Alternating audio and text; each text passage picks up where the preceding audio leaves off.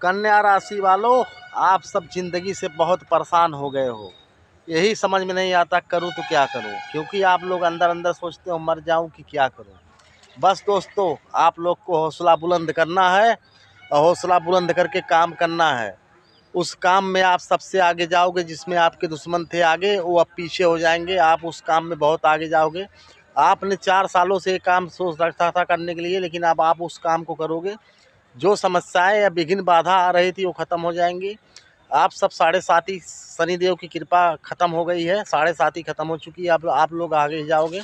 कन्या राशि वालों, एक काम करना, किसी के बिना बताए हुए डेली उठ के नीम के पास जाया करो, उसका गोड़ धरा करो नीम के पेड़ का। उसके बाद आप कोई काम किया करो, जो भी समस्या खत्म हो जाएगी। अगर आप लोग को पूर्ण विश्वास है, सनातन धर्म वाले हो, राशियों पे विश्वास है, तो एक काम जरूर करना और कमेंट में हर हर महादेव जय शनिदेव जरूर लिखना। ये मेरा वादा रहा, आप आगे जाओगे।